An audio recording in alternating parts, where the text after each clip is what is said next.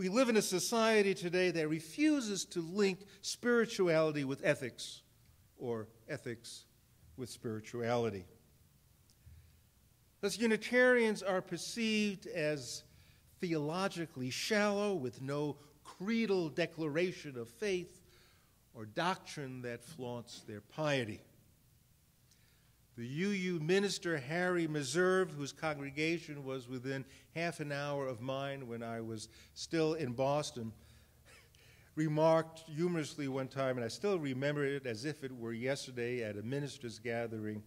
He said, if you were arrested for being a Unitarian Universalist, would there be enough evidence to convict you?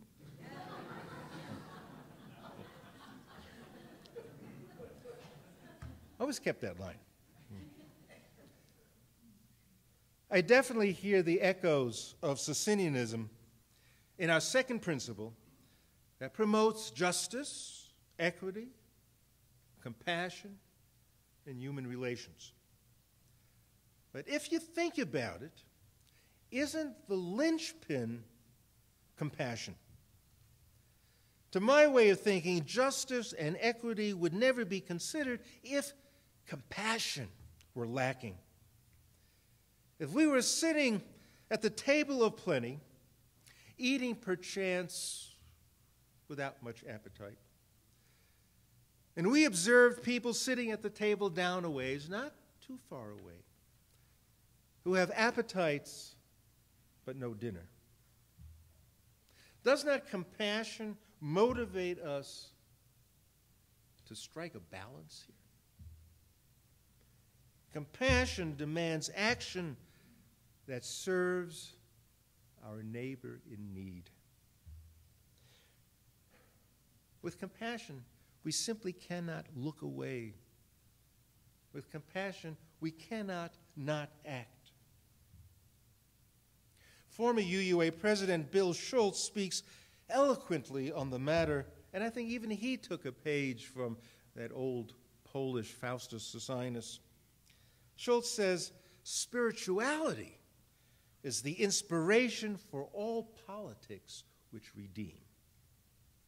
Spirituality is the inspiration for all politics which redeems. And so if we want to apply that locally, we see in Utah, politics failed to inspire redemption or redress the plight of preschool kids at risk. In Utah, politics failed to redeem or redress the overt discrimination against gay, lesbian, bisexual, transgender people, citizens, human beings. Bill Schultz continues, for once I have looked out on the abundance of creation, I cannot rest while others, caught up in its flaws, are deprived of the view. I often wonder how the people who sit at the end of the table, who fill their stomachs without appetite, how they view the term abundance. Compassion is missing from the equation since they use politics to increase their share of the pie rather than redivide it. Our current budget disaster, euphemistically known as sequestration, demonstrates precisely the callous nature of rigging the game in favor of the haves while making sure the have-nots continue to be denied. An old New Yorker cartoon comes to mind. It depicts our dilemma. It shows three fish swimming, one behind the other. First is the small fish saying, "There is no justice." Immediately behind, ready to swallow it, is a larger fish saying, "Oh, there is some justice in the world." And finally, there is a large fish about to swallow both of them who says, "The world is just." Compassion There's a personal moral value that navigates the waters of an unfair allocation of resources. It's a tough swim, if that's where we find ourselves today. And yet we say, in the face of such overt injustice, that our spiritual lives are inexorably tied to promote justice, equity, and compassion in human relations. And we approach this not with charity, but are determined to change these heinous inequities systemically. The difference between politics that redeems and giving charity should be obvious. We do not want to merely feed the victims of an unjust society. We intend to root out the causes of hunger to begin with. Utah legislators are inept to distinguish between the two. You'll remember just this session they refused to expand Medicaid to serve a growing poor population because they said it was the responsibility of charity. Charity was the best salve we could apply for attending the deep wounds of our neighbor. But poverty must be addressed at its root cause, be it social policy, be it tax codes, whatever. Justice cannot be restored in any other way.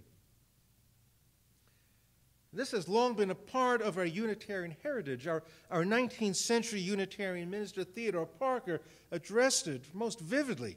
He said, there is a hole in the dim-lit public bridge. Can you imagine just this wonderful image? There's this public bridge. There's a dim hole where many people fall through and perish. Our mercy and charity pull a few out of the water. It does not stop the hole nor light the bridge, nor warn men of the peril. We need the great charity that palliates effects of wrong and the greater justice which removes the cause. Simply understood, Unitarians, who certainly fail all cultural tests of piety, nevertheless take their spiritual and ethical values into the public square. Like the Socinians, we challenge each other to be socially responsible. It is our covenant. Indeed, it rounds out our mission statement. Our mission statement ends with the phrase, for all generations to actively engage in building a progressive and just world. That is the mission of our local church right here. We have, in a sense, rendered a new iteration of the second principle. We have made flesh the message of Faustus Socinus that salvation comes through deeds, not creeds. We have made compassion our spiritual practice. Faith comes alive through our social mission. UU minister Richard Gilbert brilliantly wrote, there is in Unitarian Universalism a seamless garment of spirituality and social action. We are a spiritual center with a civic circumference. We are a spiritual center with a civic circumference. And the second principle takes us to that place, or at least identifies for us what our journey must be. Compassion, justice, and equity are not idle religious concepts, randomly thrown together. They constitute our moral compass, feed our souls, and they take us to the very edge of the civic circumference. I like very much, because maybe it's just plain speaking, what Robert Fulghum says in his book, It Was on Fire When I Lay Down on It. He says, I do not want your sympathy for the needs of humanity. I want your muscle. I do not want to talk about what you understand about this world. I want to know what you will do about it. I do not want to know what you hope. I want to know what you will work for. There are myriad ways in which to capture the second principle and make it come alive in our spiritual journey. The work of this church is to open channels for our compassion so that we can heal the world.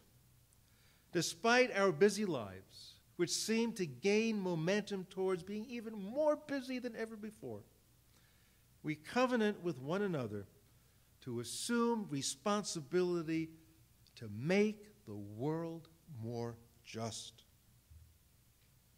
3,000 Socinians in 16th century Poland withered away to extinction because the moral demands were too strict. They applied religious principles to daily life, a hugely taxing spiritual practice, and don't we know it? And that's why I worry, quite frankly, about Unitarian Universalism generally, and perhaps this church in particular. If our spirituality must lead us into the public square and we're not there because we're too busy with other things, what will become of us as religious and spiritual beings? True, we need to nurture and feed the quiet well springs of our being, but we know that alone proves insufficient in filling our spiritual mission. So yeah, that second principle is a tough one to affirm and promote justice, equity, compassion in human relations. I think it's either going to make us or break us. We've got so much work to do in this world. May the Spirit lead us forth.